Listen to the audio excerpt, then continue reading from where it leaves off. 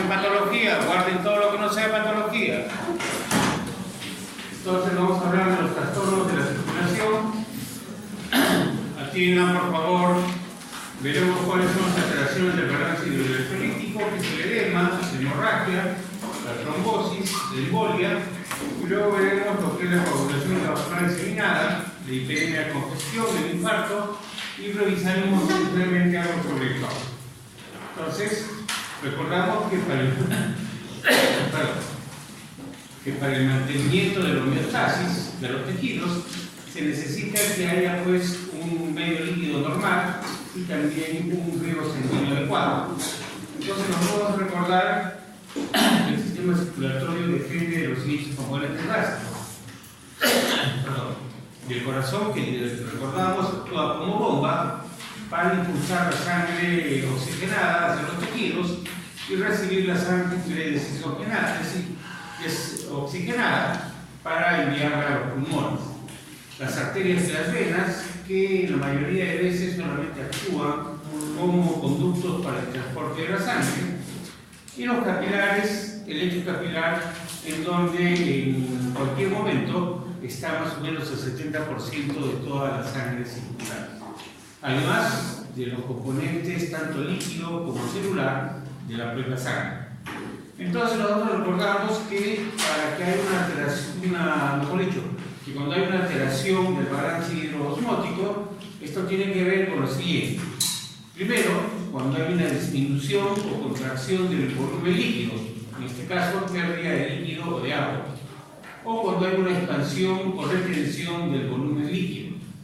Entonces tenemos, dependiendo si es que la osmolaridad del líquido perdido o retenido tiene alguna relación con el plasma, tendremos entonces tres características. Primero, hablamos de la contracción o pérdida de volumen de agua, y cuando esta es isoosmótica, esto es cuando el líquido perdido tiene la misma concentración de solutos que el plasma, y entonces no va a variar.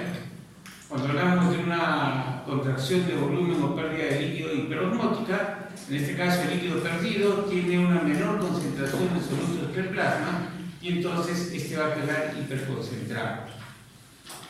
Y cuando hablamos de una pérdida de líquido, contracción de volumen hiposmótica, el líquido perdido va a tener mayor concentración de solutos que el plasma, y entonces este va a quedar hipoconcentrado. Y al revés, cuando hay una retención de líquido de agua, igual es isoosmótica si el líquido retenido tiene la misma concentración de solutos que el plasma. Una retención hiperosmótica cuando el líquido retenido tiene mayor concentración de solutos que el plasma y este va a quedar hiperconcentrado. O una, un cambio hipoosmótico cuando el líquido retenido tiene menor concentración de solutos que el plasma y va a quedar pues hipoconcentrado. Cuando hablamos del edema, vamos a decir que es el exceso de líquido depositado en los tejidos. Recordamos que normalmente hay una cantidad de líquido en los tejidos y que esta cantidad, cuando excede el 10% del volumen de líquido del espacio intersticial, entonces va a ser notado y se va a evidenciar el edema, la hinchazón. ¿Y por qué se produce el edema? Primero, cuando la presión hidrostática de los vasos está aumentada. Por ejemplo, en la hipertensión arterial, cuando disminuye la presión oncótica del plasma. Recordamos que la presión oncótica está dada por la cantidad de proteínas del plasma. Entonces, cuando hay una hipoproteinemia, por ejemplo, cuando hay una hipoalbuminemia o cuando hay una anemia, entonces va a disminuir la cantidad de proteínas en la sangre y va a salir líquido desde el espacio intravascular hacia el espacio extravascular para compensar esta pérdida. En el caso de una alteración de la permeabilidad vascular, ya habíamos visto, en el caso de la inflamación, entonces va a haber una vasodilatación y va a salir líquido desde el espacio intravascular al espacio extravascular.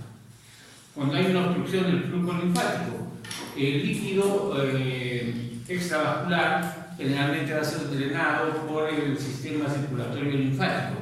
Cuando este está obstruido, entonces también se va a producir el edema. Y entonces, hemos dicho que cuando hay alguna circunstancia que no puede ser explicada fisiopatológicamente, entonces decimos que se trata de algo idiopático. Lo mismo ocurre, ¿no? Hay casos de edema que no pueden ser explicados por ninguno de los motivos convencionados, y entonces hablamos de un edema idiopático. Entonces, los tipos más importantes de edema tienen que ver con una insuficiencia cardíaca. Tenemos, por ejemplo, el edema pulmonar, que es la acumulación de líquidos en los alveolos pulmonares, y esto tiene que ver con un aumento de la presión hidrostática del lecho vascular pulmonar por una insuficiencia del lado izquierdo del corazón. Entonces, el edema pulmonar tiene que ver con una insuficiencia del lado izquierdo del corazón. Ahí tenemos justamente, se llena el plasma en los espacios alveolares y esto va a interferir con el intercambio gaseoso. Hablamos del edema subcutáneo, en este caso se va a acumular líquido en el tejido subcutáneo y esto se debe a un aumento de la presión hidrostática del sistema venoso periférico.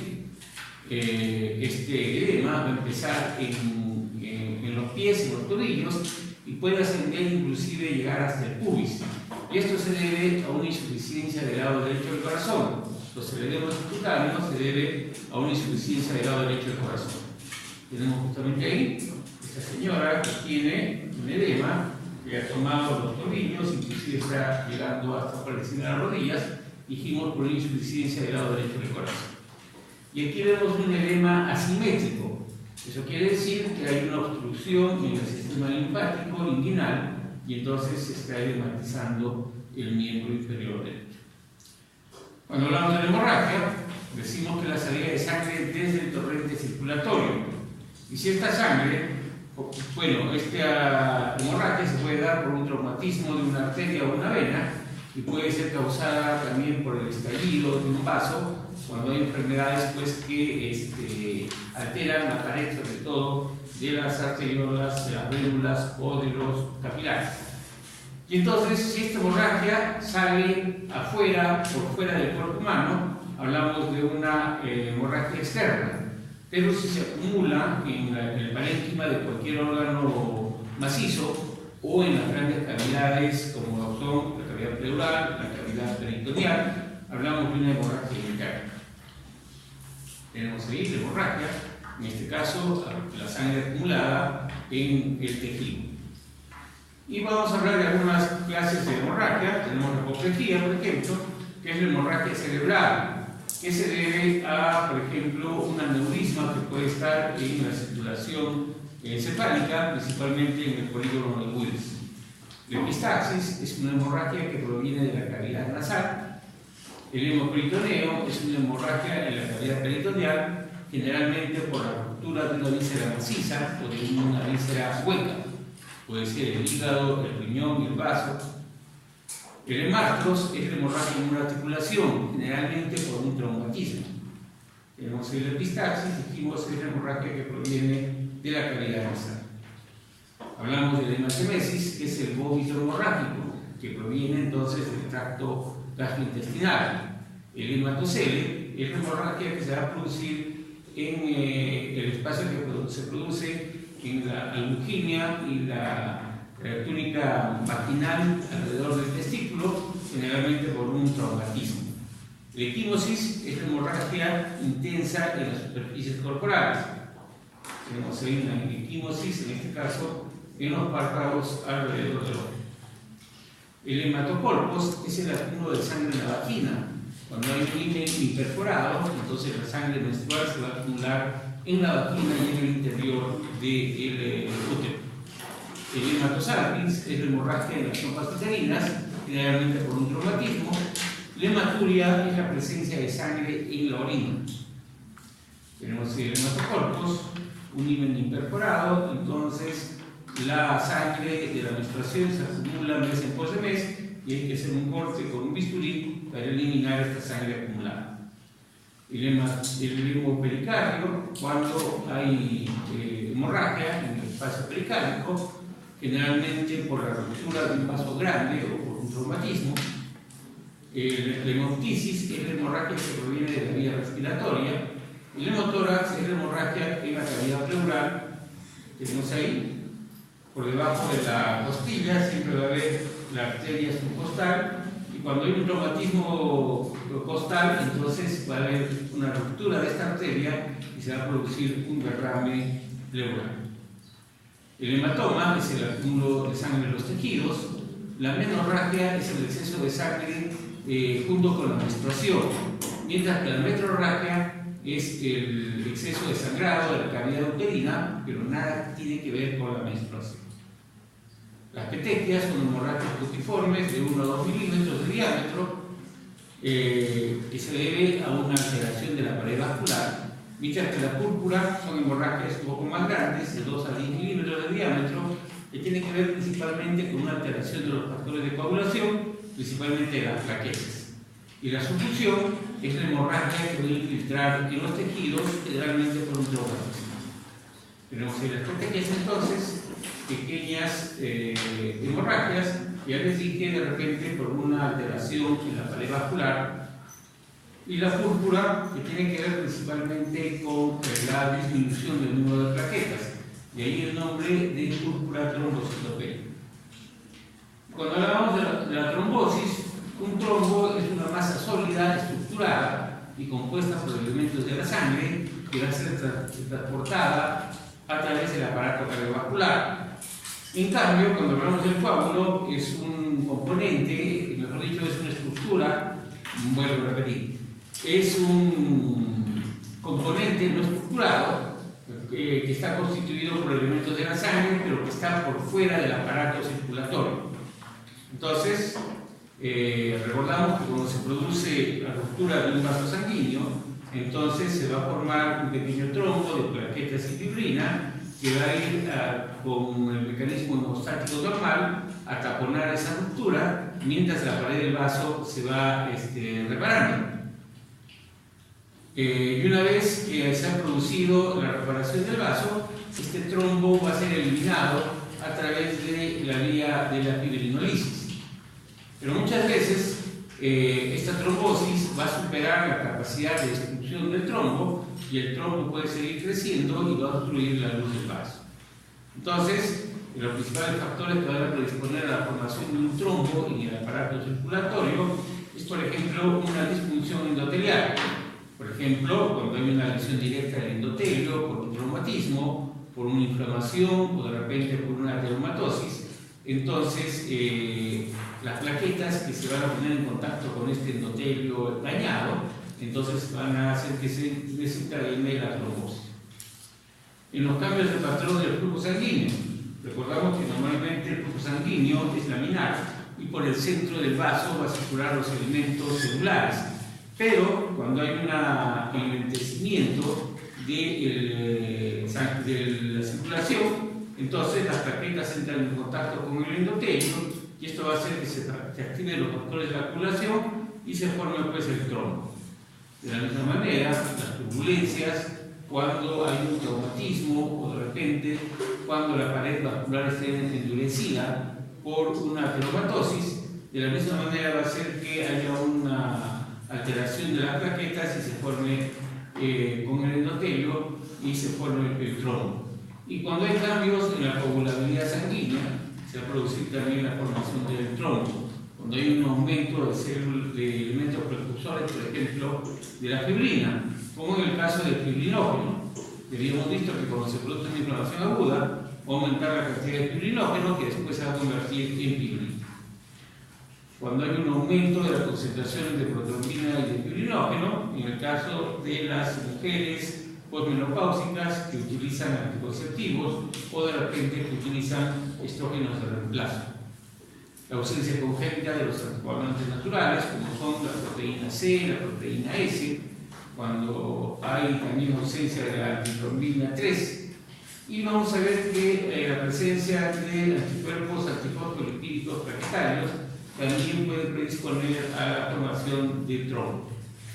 Entonces vamos a ver que los trombos van a tener diferente estructura. Por ejemplo, los trombos que se forman en las arterias y en las cavidades cardíacas, donde la circulación es más rápida, van a estar ricos en plaquetas y fibrina. Y entonces van a tener un aspecto duro y pálido, y cuando hacemos un corte de estos trombos vamos a encontrar que van a estar laminados. Una capa de plaquetas, una capa de fibrina y así sucesivamente. En cambio, los que se forman en, ¿cómo se llama?, donde la sangre tiene una circulación más lenta, por ejemplo, en las venas, van a tener una textura más reblandecida, porque además de las plaquetas y la fibrina, se va a aumentar la presencia de eritrocitos. Entonces van a ser trombos blandos, más o menos de estructura gelatinosa, y no van a tener laminación. Los trombos que se forman en vasos de mediano y pequeño calibre muchas veces van a obstruir la luz total del vaso, y entonces hablamos de un trombo oclusivo. Tenemos ahí una trombosis, por ejemplo, coronaria, donde el trombo ha obstruido toda la luz del vaso. Hablamos entonces de una obstrucción completa. Un vaso pequeño, donde también el trombo está obstruyendo toda la luz. Ahí vemos un corte de un trombo, como dijimos, que presenta laminación, fibrina, plaquetas y así sucesivamente. Y entonces los trombos que se forman en una arteria grande, por ejemplo en la aorta, cuando crecen no van a obstruir totalmente la luz del trombo y solamente van a sobresalir como placas de las paredes. Hablamos entonces de un trombo mural. Y hay trombos que se van a formar, por ejemplo, en las válvulas cardíacas, y van a aparecer vegetaciones o formaciones polipoides. Tenemos entonces, dijimos, el trombo que obstruye totalmente la luz del vaso es el trombo oclusivo, el trombo que sobresale de la pared del vaso es el trombo mural, y el trombo que sobresale de cualquiera de las válvulas cardíacas, hablamos de un trombo polipoide o de una vegetación. Y en todo caso, el trombo puede evolucionar de las siguientes formas. Puede crecer a lo largo del vaso y hablamos de una propagación del trombo, o de repente el sistema fibrinolítico entra en acción y rápidamente lo va a alisar. O de repente se puede endurecer y se puede organizar y se va a convertir como si fuese un tejido de granulación, como lo que habíamos visto en la cicatrización. Este trombo, de repente, por el flujo sanguíneo, poco a poco va a ir agujereándose, se van a formar nuevos canales vasculares y hablamos de una recanalización del trombo. O de repente del trombo principal se van a desprender pequeños trombitos que van a viajar a lo largo de la circulación sistémica y pueden ocluir vasos o territorios más pequeños. Y nosotros dijimos que un trombo puede crecer a lo largo del vaso, hablamos de crecimiento por propagación, que se puede endurecer, se puede organizar como un tejido de granulación, o que la fuerza de la sangre puede recanalizar el trombo, hablamos de la recanalización del trombo, o del trombo principal se desprenden pequeños trombitos que van a ir a embolizar vasos o territorios más pequeños, hablamos del tromboembolismo. Tenemos aquí un trombo organizado, está obstruyendo totalmente el vaso. Tenemos ahí un trombo recanalizado, vemos cómo hay nuevos canales en el vaso. Lo vemos ahí, la formación de nuevos canales, un trombo recanalizado. Y cuando hablamos del embolismo, nos referimos a la obstrucción de un vaso por una masa transportada por el torrente sanguíneo. Y como generalmente lo que más se transporta por el torrente sanguíneo son los tromboémbolos, hablamos del tromboembolismo. Y entonces los tromboémbolos que se forman en las venas sistémicas van a atravesar el corazón y van a impactar en el árbol arterial pulmonar. Y hablamos entonces del tromboembolismo pulmonar. En cambio, los trombos formados en el corazón van a pasar a la aorta, a la circulación sistémica y pueden impactar en las arterias del cerebro, en los riñones, en el vaso, en el intestino y en los vasos del miembro inferior. Los tromboémbolos que se forman en las arterias carótidas comunes van a ir al sistema arterial cerebral y pueden impactar en el polígono de Wills o en las ramas que salen de él. Los tromboémbolos que se forman en la arteria abdominal principalmente van a impactar en las arterias renales y en las arterias de los miembros inferiores. Cuando hablamos del tromboembolismo pulmonar, vamos a recordar que es una causa prevenible de muerte, generalmente en pacientes hospitalizados, y esto se debe a que se van a formar trombos en las venas del miembro inferior, en la pantorrilla, en las venas popliteas, en las venas femorales o en las ilíacas, y de ahí se va a disparar un tromboémbolo y puede impactar, pues en este caso, en el árbol arterial pulmonar. Tenemos ahí un trombo grande que está en una arteria principal del pulmón. Y las dos principales consecuencias de la embolización arterial pulmonar son, primero, que va a haber un aumento de la presión arterial pulmonar, y esto va a traer consigo una sobrecarga del lado derecho del corazón. Además, va a haber isquemia pulmonar, va a haber zonas del pulmón ventiladas, pero no perfundidas por sangre, porque está obstruida la circulación.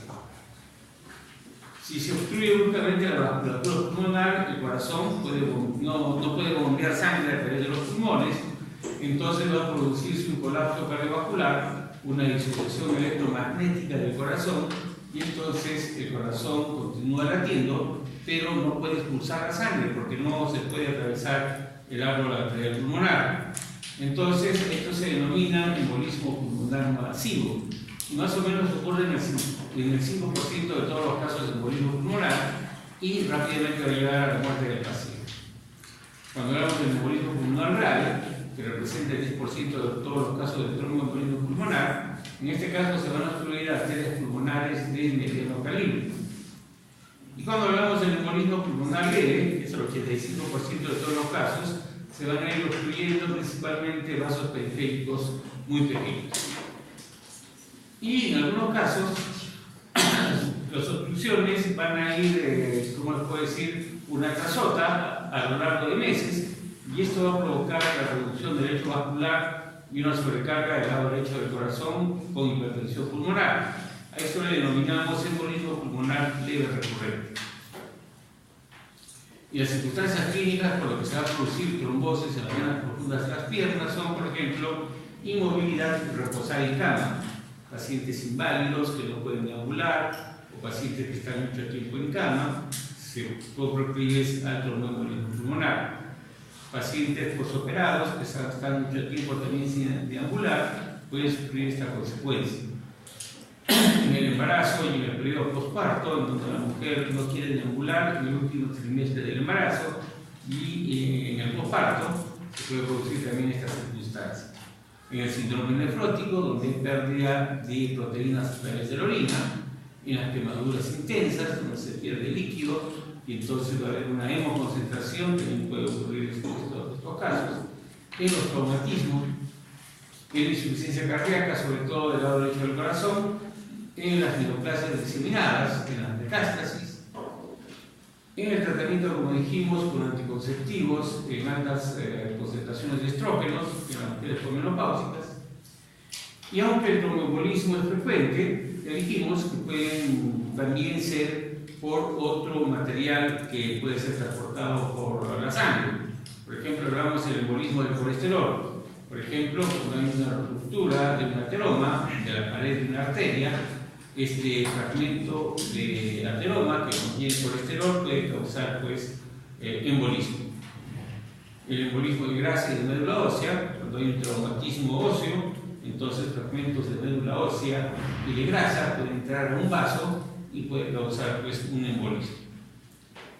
Cuando hablamos del embolismo gaseoso, por ejemplo, cuando de forma accidental se introduce al sistema circulatorio por lo menos 20 centímetros, o digo 5 centímetros de aire, esto va a provocar una burbuja que va a llegar al corazón y va a producir un paro cardíaco. O en el caso de los que practican el submarinismo, cuando rápidamente salen desde el fondo del mar a la superficie, esto va a provocar que se produzca un embolismo de nitrógeno. Por eso es que esta gente debe salir pausadamente desde el fondo del mar para no tener esta circunstancia. Y hablamos también del embolismo de las células tumorales, que dijimos cuando está produciendo la metástasis de las neoplasias. El embolismo del líquido amniótico, que se produce en uno de cada 70.000 partos. Y tenemos un embolismo graso, estamos tiñendo la grasa con su sudán anaranjado, y vemos cómo la grasa está obstruyendo los vasos capilares, en este caso alrededor de los alveolos pulmonares. Tenemos la embolia de médula ósea, un traumatismo, vemos aquí un fragmento de médula ósea. El el embolismo del líquido amniótico, igual en el pulmón. Recordamos que cuando hay un sufrimiento agudo de un recién nacido en pleno parto, esto va a hacer de que el niño expulse el meconio que tiene en el interior de los intestinos a través del ano. Entonces este meconio se va a mezclar con el líquido amniótico y va a ir a embolizar, en este caso, como hemos dicho, principalmente el pulmón. Vemos entonces ahí fragmentos de líquido amniótico con meconio que están embolizando el árbol arterial pulmonar. Vemos ahí un fragmento de células neoplásicas que están dando metástasis y están obstruyendo la luz del vaso. Y cuando hablamos de la coagulación intravascular diseminada, es una alteración tanto de la hemostasia, de la pared de los vasos, de las plaquetas, de los mecanismos de coagulación, del sistema previnolítico y del sistema de cimidas y del complemento que se van a conjuntar para dar origen pues, a este cuadro. En todo caso, es un mecanismo fisiopatológico intermediario de la enfermedad y que se va a asociar a múltiples estados clínicos. Tenemos ahí una coagulación intravascular diseminada, coagulación en las arteriolas diferentes y diferentes, así como también coagulación en los capilares del rizoma medular. ¿Y cuál es la hepatogenia? Por ejemplo, en las complicaciones obstétricas, por ejemplo, también el desprendimiento prematuro de placenta, cuando hay un aborto séptico, como ya vimos en el embolia del líquido amniótico, infecciones, principalmente infecciones por bacilos gram-negativos, en las neoplasias, cuando hay metástasis, en las enfermedades hepáticas, agudas o crónicas, en las enfermedades hematopoyéticas, por ejemplo, en las leucemias agudas, en las enfermedades causadas por hemólisis, en las enfermedades donde aumenta la superficie vascular, por ejemplo, en el aneurisma de la aorta, en los hemangiomas, en los procesos donde hay destrucción tisular, reumatismos, quemaduras, intervenciones quirúrgicas mayores, por ejemplo, una histerectomía, una prostatectomía, y en las situaciones donde se produce el shock. Cuando hablamos de la hiperemia y la congestión, pues antes se confundía estos dos términos como sinónimos, pero ahora sabemos que la hiperemia indica una dilatación arteriolar de origen simpático o humoral. Tenemos ahí la hiperemia, en este caso por debajo de la mucosa gástrica y en el estómago, y puede darse por una respuesta fisiológica o patológica activa. Por ejemplo, cuando uno realiza ejercicios físicos, entonces por debajo de la piel y de la musculatura vamos a tener que haber una hiperemia, una congestión vascular. O cuando se produce, dijimos, un cuadro de inflamación, entonces en la zona donde está produciendo la inflamación va a haber una hiperemia. Cuando hablamos de la congestión, en este caso hay una alteración del drenaje venoso por una distensión pasiva de la porción distal de las venas, de las vénulas o de los capilares, y en todo caso la sangre se va a acumular en el tejido o en el órgano parenquimatoso y poco a poco va a ir perdiendo el oxígeno y se va a tornar de un color azulado. Hablamos entonces de la cianosis. Y esto puede tener un carácter localizado, cuando hay una obstrucción venosa, o puede ser generalizado cuando hay una insuficiencia, por ejemplo, del lado derecho del corazón. Tenemos ahí la congestión, ¿no? El acúmulo de sangre en el tejido. Y recordamos que el hígado es de color rojo vinoso, pero cuando hay una congestión hepática se va a tornar de color rojo intenso porque la sangre se está acumulando en el interior de este órgano. Cuando hablamos del infarto, recordamos que la falta de aporte sanguíneo adecuado de un tejido produce una lesión isquémica y entonces la necrosis tisular debido a la interferencia de flujos sanguíneos se denomina infarto. Los infartos son una causa importante de morbilidad y mortalidad a nivel mundial. Y ejemplos importantes son el infarto del miocardio, el infarto cerebral, el infarto pulmonar, el infarto intestinal, el infarto de un órgano sólido, del hígado, del vaso, del riñón. Y en todo caso, el infarto va a extenderse a toda la zona donde se ha obstruido la arteria, a todo el territorio que irrigaba esta arteria. Y muchas veces esto va a evolucionar con una cicatrización fibromatosa. Los infartos que ocurren por obstrucción del drenaje venoso pueden producir un acúmulo de ganglio masivo y de tejido afectado, y entonces poco a poco esta sangre va a ir perdiendo el oxígeno y va a provocar pues una desoxigenación de todo el tejido. Hablamos de un infarto hemorrágico. Y por ejemplo tenemos la torsión testicular, el bulbo de sigmoides, una hernia estrangulada, torsión de un quiste ovárico.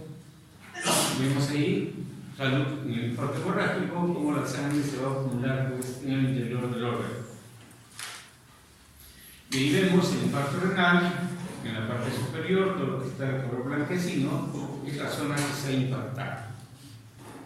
Y el infarto del miocardio, vemos aquí que la coronaria está obstruida y está produciendo un infarto transmural. Y cuando hablamos del shock, vamos a recordar que es una entidad clínica asociada a la pérdida generalizada de perfusión tisular, ya nos van a explicar después sus compañeros en el seminario, y que se presenta por una falta de flujo vascular local y disminución sistémica del flujo sanguíneo reflejada por hipotensión. El shock, como veremos, es un cuadro que necesita una monitorización, generalmente en una sala de cuidados intensivos. Hablaremos ahora rápidamente de la patología infecciosa. Veremos lo que es la infección de enfermedad, la infección bacterianas, las infecciones por hongos, víricas, parasitarias, y al final hablaremos de los protozoos y de los helmintos. Y recordamos que desde que el hombre apareció en la Tierra, ha sido pues proclive a muchas infecciones, algunas que se han presentado de manera de epidemias y que en algunos casos inclusive han cambiado el rumbo de la historia. Hablamos, por ejemplo, de cómo se produjo la colonización del imperio incaico. Recordamos que Pizarro vino con no más de 150 españoles y colonizó un imperio que en ese momento más o menos oscilaba entre 9 y 12 millones de habitantes. ¿Qué ocurrió? Que cuando los españoles pisaron tierra americana, también trajeron pues enfermedades, la tuberculosis, virus, y entonces, por ejemplo, el virus de la viruela, y este virus avanzó rápidamente y en personas que no tenían vacunación o que estaban con su sistema inmune deprimido, por ejemplo, mató al mismo Huayna Cápac y a toda su corte, ¿no? Entonces, por delante de los conquistadores vinieron las bacterias y prácticamente cambiaron la historia, ¿no? Y entonces, nosotros vamos a ver que infección es la entrada de un microorganismo en el tejido y donde va a producir una reacción patógena. La intensidad de esta infección depende, pues, de la patogenicidad del germen y el estado del huésped.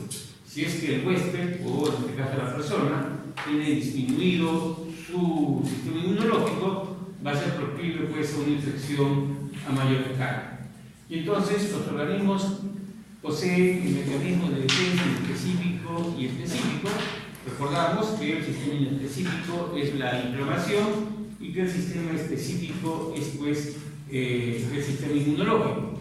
En este caso, principalmente, vamos a ver que la inflamación o la respuesta inflamatoria va a ser capaz de inmovilizar al agente infeccioso, mientras que el sistema inmunitario o inmunológico se va a organizar para poder hacer frente pues, a las infecciones, recordamos por los mecanismos humoral y celular.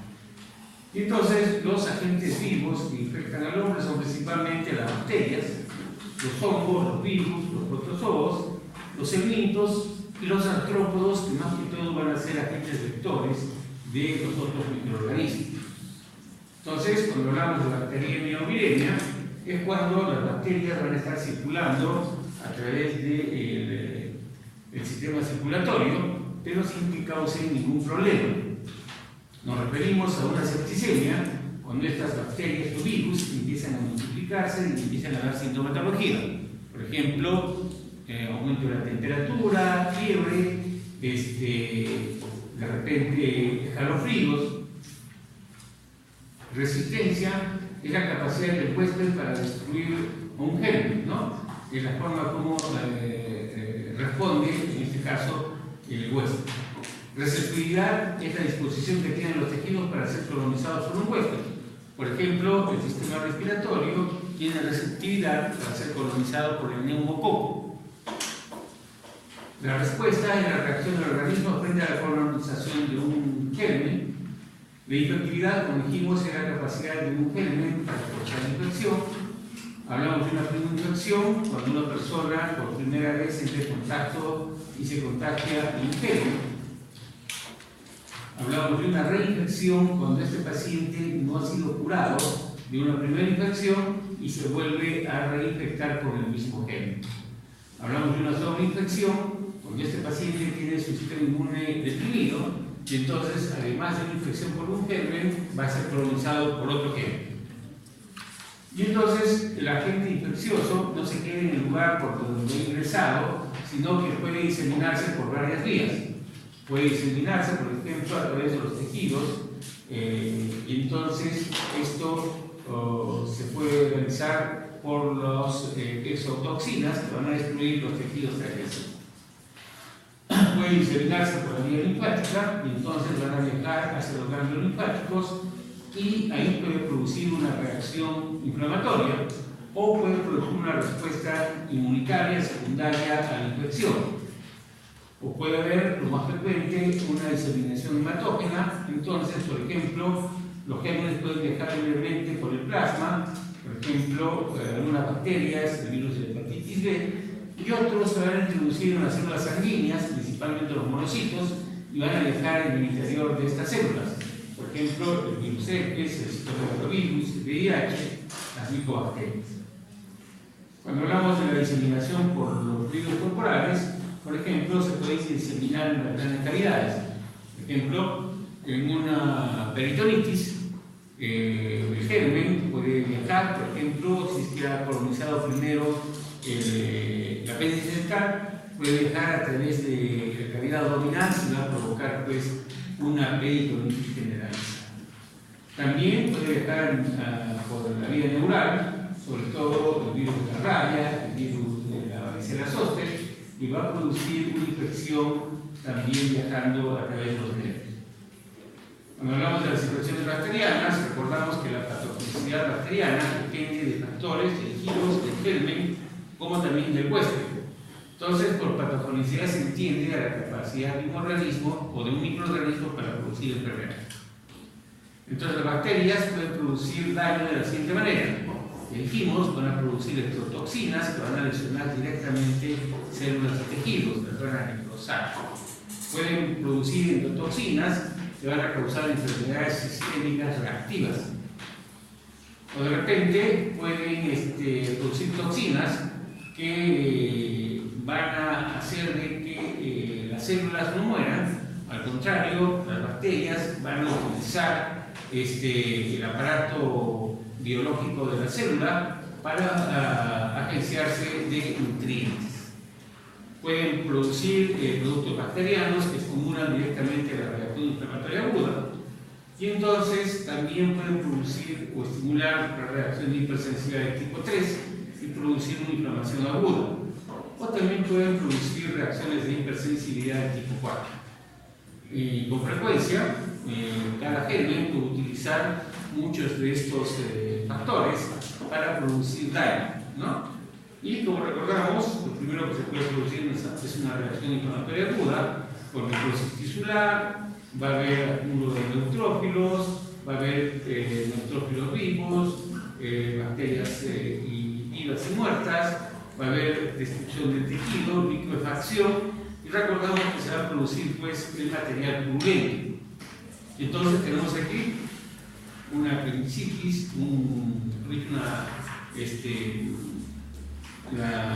el corte que se ha hecho para una apendicitis, pero que se ha infectado. Entonces se retiran los puntos y vemos que está drenando material purulento.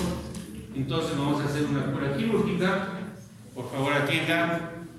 Tenemos ahí, se colocan campos estériles y vemos que sigue drenando pus. Entonces, con la mano apretamos y va a salir una mayor cantidad de pus. Eso quiere decir que el tejido celular subcutáneo está lleno de pus. Entonces tenemos que debilitar la herida para que salga mayor cantidad de pus. Esto lo podemos hacer con una pinza de coche, introducimos y vamos a abrir el tejido para que drene la pus. Pero lo podemos hacer directamente también con los dedos. Introducimos, vamos abriendo los dedos y entonces la pus va drenando y de esta manera va a curar más rápidamente este herida. Tenemos aquí, por ejemplo, los estafilococos, que son cocos gram positivos, que recordamos que van a presentar en forma de racimo. Tenemos aquí el estafilococo aureus, que tiene que ver principalmente con infecciones del tracto respiratorio superior y también de la piel. Tenemos el Streptococcus pneumoniae, para ustedes, el neumococo, que es un bacilo, mejor dicho, que es un diplococo gram positivo que parece un antifaz. Ahí lo tenemos en una secreción purulenta de la garganta. Ahí también lo estamos rescatando del esputo. Escherichia coli, recordamos que es un bacilo gram negativo que principalmente va a causar infecciones del tracto genitourinario en la mujer y del tracto digestivo tanto en los niños como en los ancianos. Tenemos las infecciones por anaerobios que generalmente se producen, por ejemplo, en los abortos infectados intrauterinos.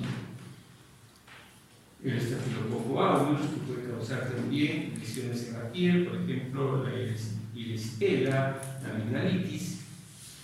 El Clostridium perfringens, que recordamos, puede estar presente en los alimentos conservados que se han vencido y entonces puede causar una infección alimentaria.